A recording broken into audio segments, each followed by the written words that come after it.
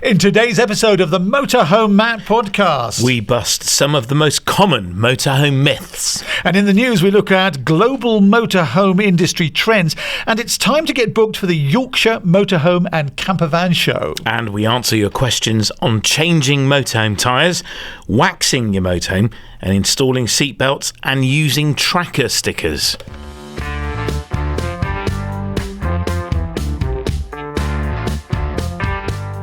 Welcome to the Motorhome Matt Podcast. I'm Keith Gooden. And I'm Motorhome Matt. Industry insights and expert advice for the world of motorhomes, caravans and campervans, brought to you by thatleisureshop.com and sponsored by Ripe. Now, please do remember to follow on your favourite podcast app and subscribe if you're watching on YouTube, brought to you by arabasecreative.co.uk.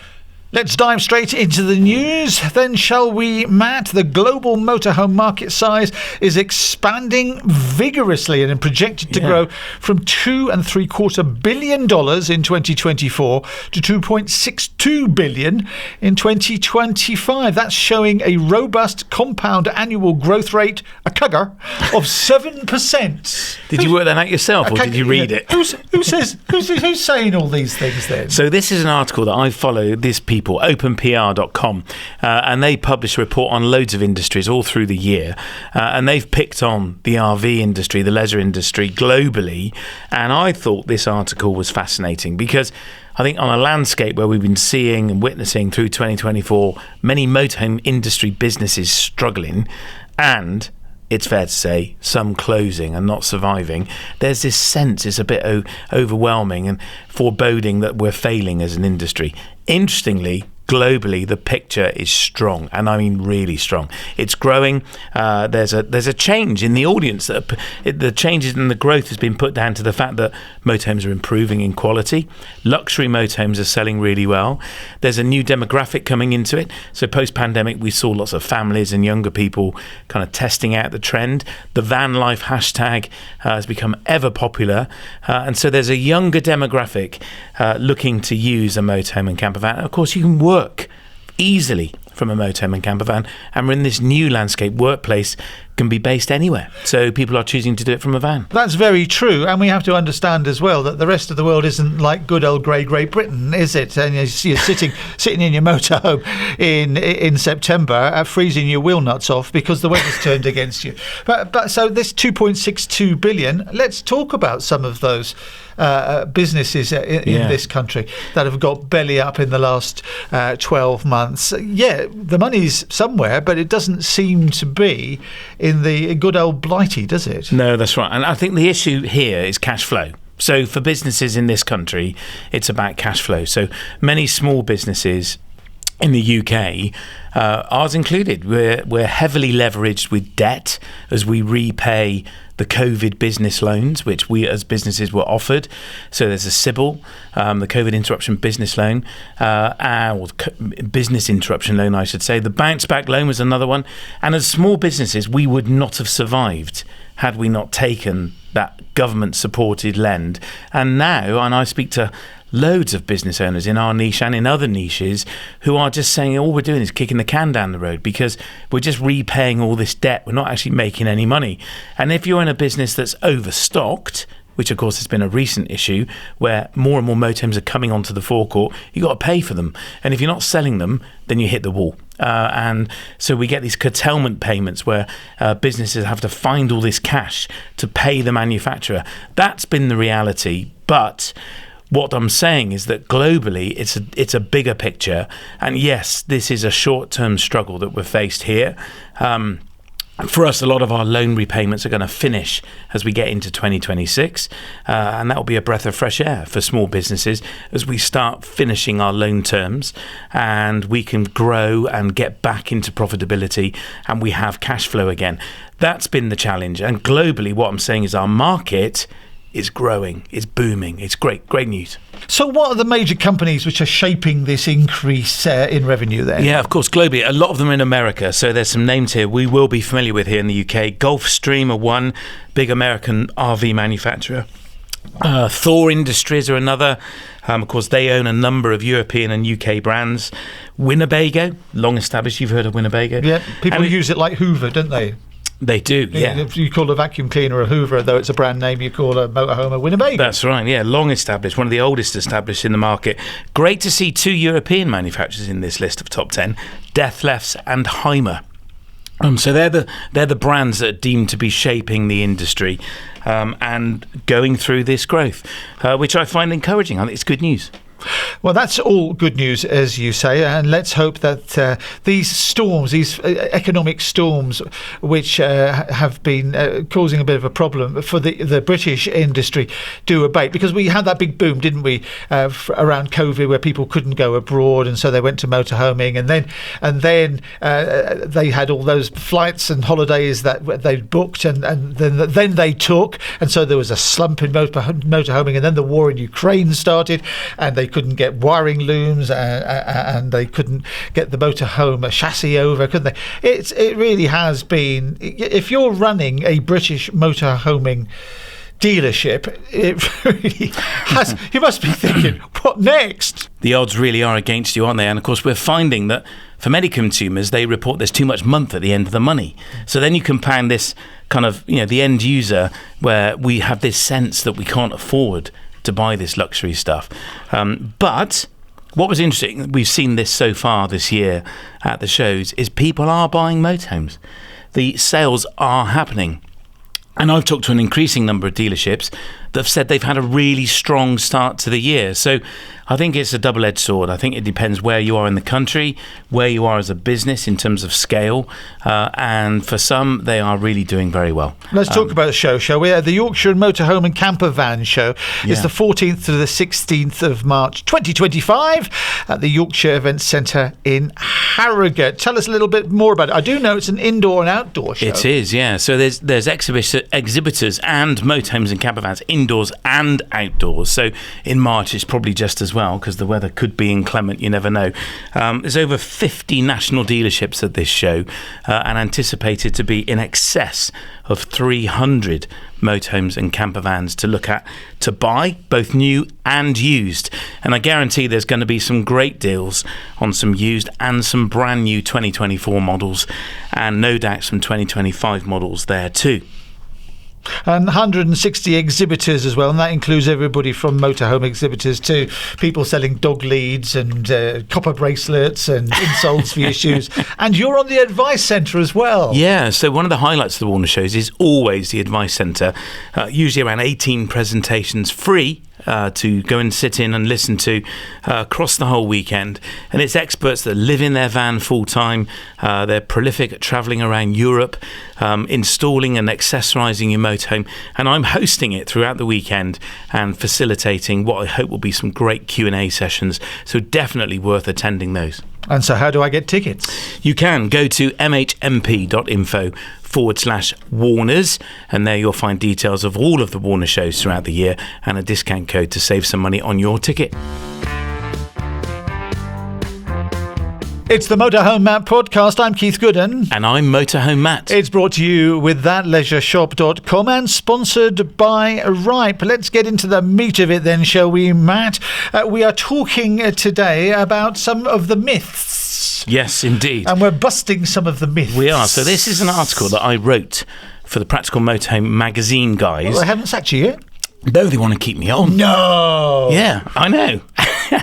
Really? I got my own column. In fact, this was an article I wrote for the editorial team, and they always give me a limit of about 800 words. And that'll be difficult for you to... Sometimes it is, yeah, to be fair. But this one, I submitted it. I cut it right down, and it was... Well, it ended up being published at 3 pages long.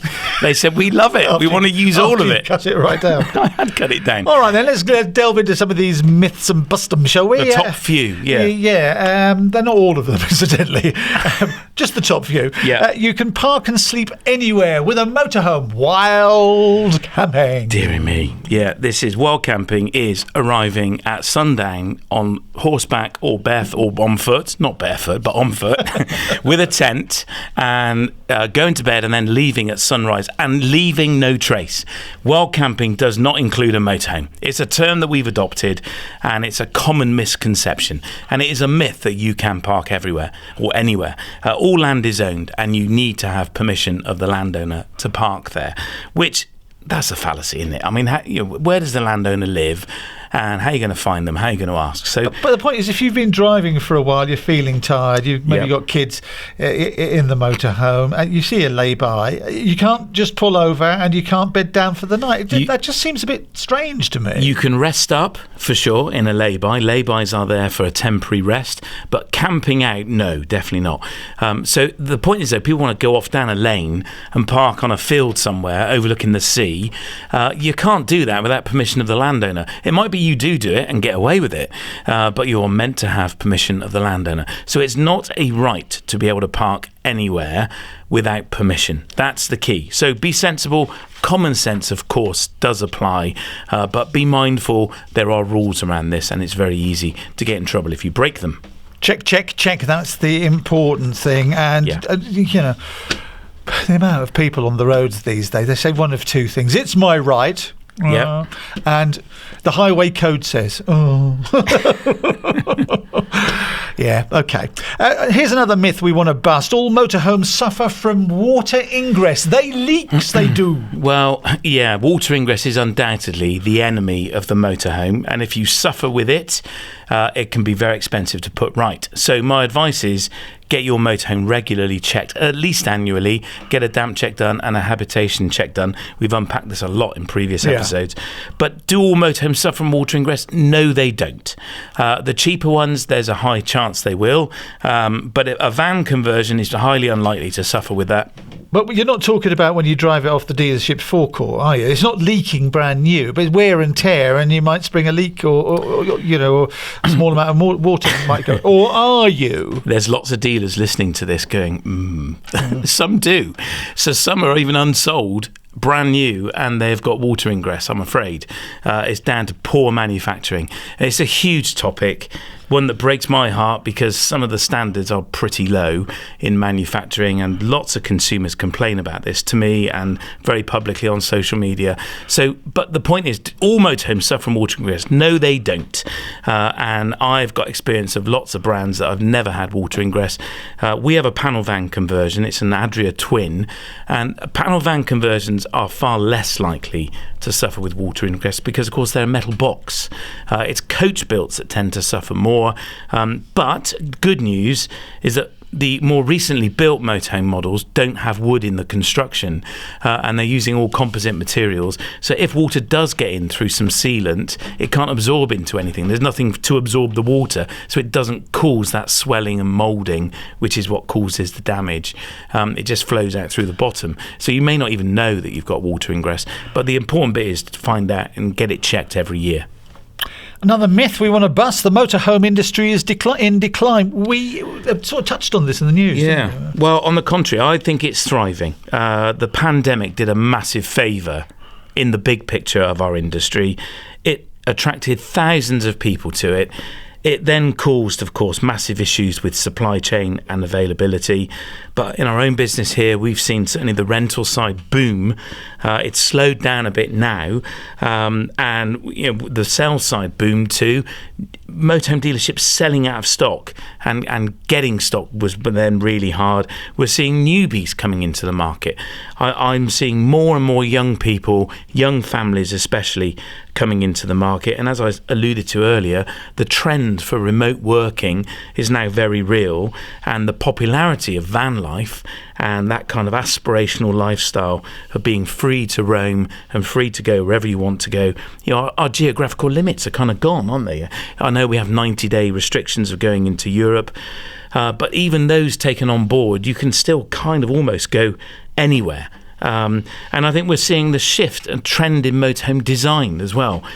I've always said we need more innovation in our industry, and in recent years we've seen a trend for more off-road capable looking vehicles, and this attracts people to our pastime because I think they look cool.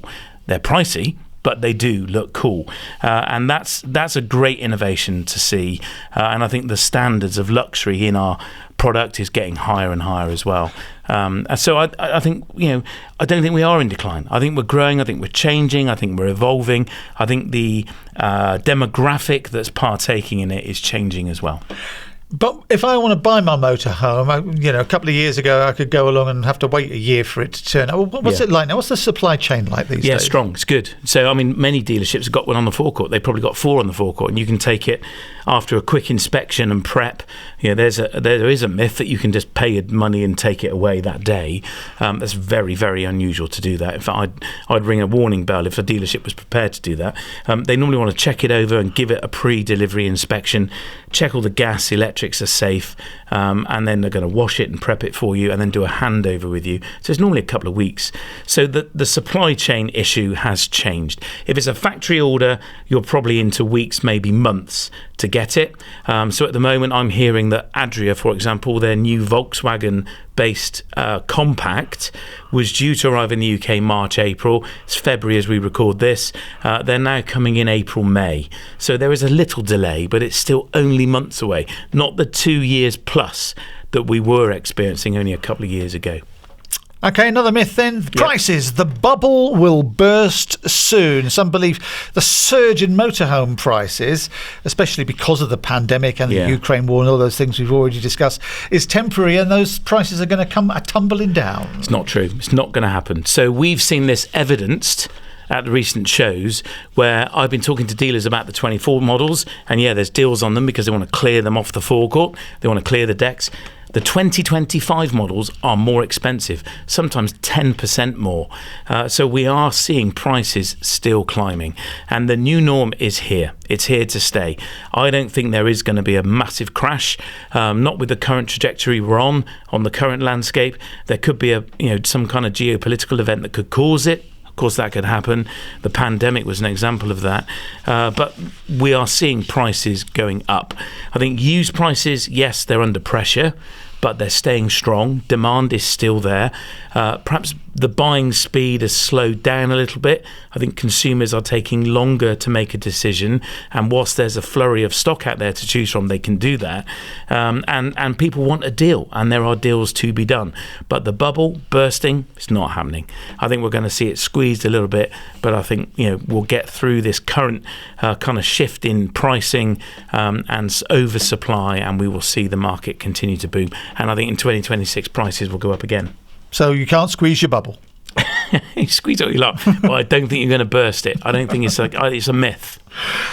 And we've busted some of them, and that's just some of the myths we've busted today. There we are. Yeah. So go and check out the Practical Motorhome website, and you'll find the full article there. I'm in it every month, and it's a great privilege to be able to write a ton of content for them every month. So Motorhome Matt is in Practical Motorhome each month. It's the Motorhome Matt Podcast. I'm Keith Gooden. And I'm Motorhome Matt. And it's brought to you with thatleisureshop.com and sponsored by Ripe. And get 15% off your insurance premium by using the code Motorhome Matt over the phone, or simply click the link in this episode description. It's time for our question and answer section, where you ask the questions and Matt, the expert, he gives you the answer. And if he doesn't know, he'll ask somebody who does. First of all, Dave's in Redditch. Hi Matt, this is Dave Rogers from Redditch in the Midlands. We have a 15-year-old motorhome. I would like to know if it's okay to polish and wax a motorhome like you would if you were detailing a car. Thanks a lot. Wow, waxing your motorhome. Yeah. So what do you reckon? Yeah, 100%. Yes, definitely do it. Protect the paint. What if it's a composite-made motorhome, so a plastic body? It's not going to be painted, but it can still fade and discolour. And actually putting a protective coat of wax on it is going to really help save it and look after it. It's also going to make it easier to clean in the future. So definitely do it. Go and buy the range of products from thatleisureshop.com. We've got a whole range of shampoos and detailing products for you to choose from that have been tested by professional valeters on motorhomes and campervans and caravans. So go and have a look at those. When you wax your car, I suppose it uses a bottle or a bottle and a half. It must take an awful lot of the wax solution to do a motorhome, doesn't it? It can do, yeah. That's right, which is why we developed this particular range, which goes a lot further, because a motorhome, you're right, it's a much bigger surface area. It does take a while, and make sure you remember to clean the roof as well. And do you have to do it all at once, all at the same time? Or can you do like the sides and then tomorrow I'll do the roof? You could do it like a patchwork quilt, but that would annoy the heck out of me because one side would be shiny and one side wouldn't. So yeah, you could do it patchwork if you really wanted to, Keith. Yeah. What you would do is do part of it and then call me and get me to come around and finish it. Well, that's what I'm just thinking. It's a big vehicle. You start at 2:00 on a Saturday afternoon and then realise that you're not going to finish this weekend. Do you know what I mean? Yeah, it's very true. Dave, thanks very much for your question. Ian Lynch is in Henfield. We have a 2004 Swift Sundance and want to know, is it possible to install new edition seat belts, lap or 3-point, into the van on the side bench seat or the backwards facing seat? No, don't do it. So there's very strict rules around seat belts, both the use of them and the placement of them. Putting them on a side seat is so dangerous. It's really dangerous. I realise you may not realise this, but our spines don't bend sideways very well. They bend forward and backwards, which is why seatbelts should only be forward-facing or rearward-facing. A number of things to check as well. Payload, so the ability of the vehicle to carry those passengers. You should probably allow 80 or 90 kilos per person. So does your van have the capability of carrying that weight? And then you need to tell the DVLA and your insurance company if you add them, and they have to be fixed to the chassis. So you can't just screw them to the wooden wall. That's not going to cut it. You will value the motorhome as worthless. So get it professionally fitted, get it assessed by a professional. They will have to go and fix or weld the mounting points to the chassis. Lots of rules around it. Yeah, because if you actually have to use a seatbelt in the event of even a fairly low speed collision, that I don't know, 15 stone that's sitting in the seat as it goes forward, I don't know what the equation is, but my guess is it'll be at least 10 times that weight, won't it? Easily, so, yeah. As you say, it's got to be professionally done. Yeah, if it's forward facing, it should be 3-point. If it's rear facing, it can be 2-point, so a lap belt. Paul Burnett's in Penarth. Hi, Matt and Keith. We had a S5 tracker fitted a few months ago, and I asked the fitter if we should have an appropriate sticker to show our van had a tracker. He said it's not a good idea to advertise the fact, as a prospective thief would first look to locate and dispose of the tracker. Since then, on various sites, we've seen many vans and motorhomes from hire companies with window stickers advising this vehicle is tracked. So, what is the best thing to do? What's your advice? So it's a great question, and it is down to you. So on our hire fleet, we put stickers in the side windows of the cab that say this vehicle is fitted with a tracker. Partly that is informing the hirer that the vehicle is tracked, as well as a prospective criminal. On our own motorhome, I have a sticker in it that says it's tracked, but I've had motorhomes in the past where I haven't displayed the sticker, and it is a dilemma. Do you tell the thief there's a tracker to give him something to look for or not? It's entirely up to you. But is it the old thing, if you've got the alarm box outside your house and it's got the little flashy light on it, you're saying to the thief, I tell you what, you should go next door because, they haven't got the security I've got. Isn't the sticker for tracker fulfilling the same role? It could fulfill the purpose of deterring the thief, yes. But what this tracker installer is saying is it could tell the thief you've got a tracker, and then the first thing they're going to do is try and find it, start ripping the dashboard out and try and locate it and put it in the dustbin. So there's no right or wrong here. It's entirely up to you. By the way, Paul says it's a great channel, by the way, indispensable viewing. There we are. Thank you very much. Cheers, Paul Burnett in Penarth. If you're like Paul and want to get in touch, what should you do? Please do head to mhmp.info/Ask Matt. Click the orange button and record your question. Do tell us where you are in the world, or you can fill in the form and we'll read it out for you. Or you can leave a review at mhmp.info/review. That's mhmp.info/review. And if you're watching on YouTube, please do hit subscribe and the little bell, brought to you by arabasecreative.co.uk.